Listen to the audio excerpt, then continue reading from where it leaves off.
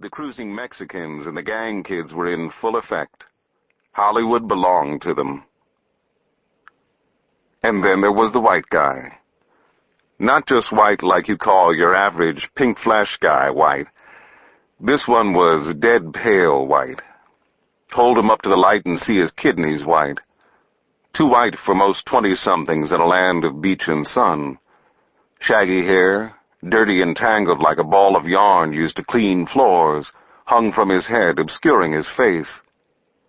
He moved in a hophead dope fiend slow dance, a drug-booze mix, his unseen partner, and therefore went just another junkie unnoticed as he swooned and swayed his way across the parking lot, into the 24/7 mart, past the counter.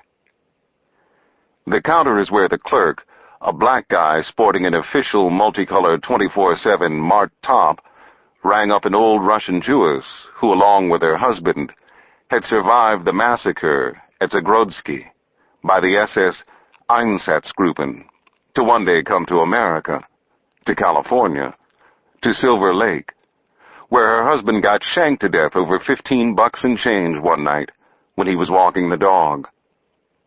The clerk behind the counter didn't know any of this. Didn't care. Couldn't even pronounce Einsatzgruppen. What he cared about right then was the pair of 13-year-olds trying to snatch a copy of Penthouse from behind the counter. Not particularly because they wanted to see chicks in the buff. They peeped naked chicks on cable for free. But because it was more of a challenge to steal shit from behind the counter than from anywhere else in the store. As he rang up the old Russian woman, who he didn't like because she was always whining about something, not knowing about Zagrodsky or her husband, or that she had every reason in the world to whine, because the world had not once ever done anything right by her. He swatted at the two young boys.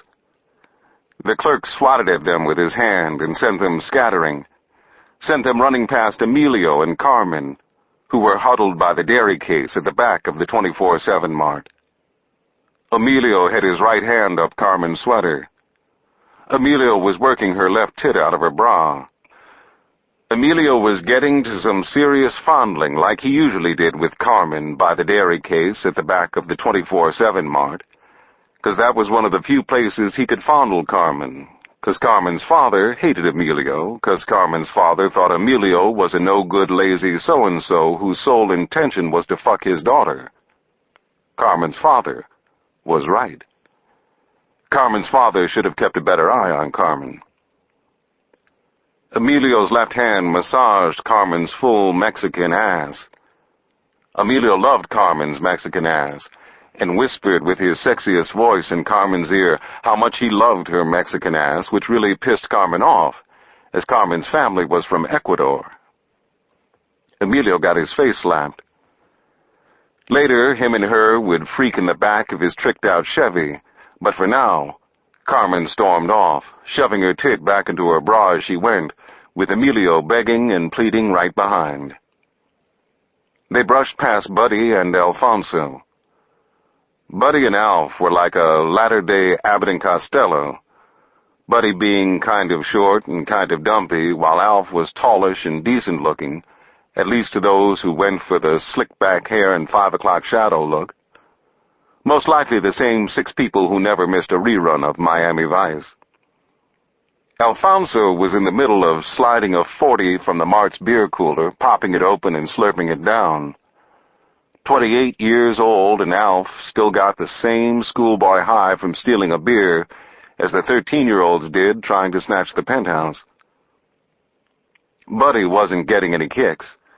Buddy was just nervous. Nervous because Alfonso was stealing the beer. Nervous about what was going down tonight. Nervous because he didn't want to come off as nervous. Buddy was tired of being a nervous guy. He wasn't going to be a nervous guy much longer. Buddy had convinced himself that soon, real soon, courtesy of Alfonso, he was going to be a hard ass. Alfonso finished the beer, moved for the counter. He grabbed up a pack of Twinkies along the way and tossed them down before the clerk, who wore the official multicolored 24/7 Mart top and a name tag that read Paris, and who happened to be Buddy's roommate. Not even checking the price, Paris rang up the Twinkies, same as he'd done with tens of dozens of Twinkies and Ho-Hos and Ding-Dongs and Slim Jims and Chocodiles in the 30 nights and counting he'd been working at the 24/7 mart. 303, Paris said. For a pack of Twinkies? Alfonso said back. And for the beer you drank. Paris pointed to one of the convex mirrors that hung near the ceiling.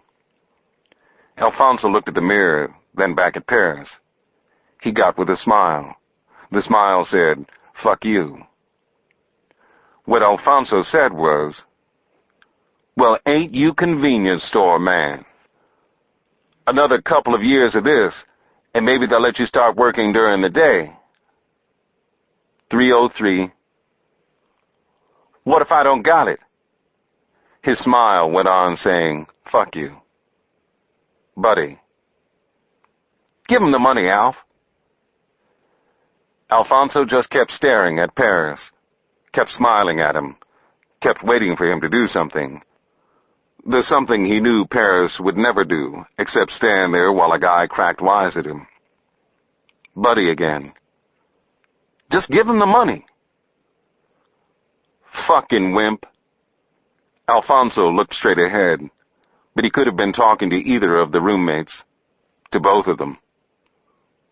Buddy clawed for his wallet. Here, take it. His fingers moved so quick they were barely able to dig free some bills and fumble them to the counter. Just take the money. Fucking wimp. This time for sure was meant for Buddy. Buddy to Alf. We don't need any extra drama, not tonight. Paris to Buddy. Why are you getting messed up with this guy? It was a rhetorical question. Paris knew Buddy well enough to be hep to his aspirations of becoming a hustler and a player, a man who was connected and respected. Like every other nobody in L.A., he wanted to be somebody. The dude Buddy had chosen to apprentice under, Alfonso, was none of the things Buddy wanted to be. But he mimed the banter and faked the rest good enough so that being in Alf's proximity made Buddy feel like he was moving smooth and steady along the road to Macdom. And it's not that Paris much cared what Buddy did or who with, but Alf was such an obvious fuck-up he had to ask his roomie, why are you wasting time with him? How about you just worry about your own shit? Alfonso stepped in to cover for Buddy. Wasn't talking to you. Well, I'm telling you. Alfonso pressed himself up against the counter. It was all that separated him from Paris, and there was nothing but empty air to keep Alfonso from reaching out and giving Paris a great and mighty ass-kicking if he wanted. Paris took a slight but obvious step back. Worry about your own shit, or I'll give you some shit to worry about. Shared stares. Alf's angry. Paris's anxious. Buddy's scared. Eyes flinching around the room. Sweat streaking over his forehead. Buddy was a long way from quitting his nervous guy ways. He inched for the door. I'm gonna... Do yourself a favor, Buddy. All this guy is going to bring you is trouble. What are you, his mommy? Alfonso cutting in, not giving up the press. What are you? Nothing but a wannabe hood. Reflexively, Paris flinched in anticipation of the automatic punch to the head that was likely to follow that brand of smart mouth. But the remark didn't so much bother Alfonso as give him something else to fuck you smile about. Oh yeah, he said. I'm nothing. Why don't you say that again while you're ringing up a big guzzle? I'm nothing, and you're nothing but a loser. For a real quick second, a picture flashed in Paris's mind. A picture of her screaming those same words at him. The memory of it, a bitter sting like a bad scar that won't fade away.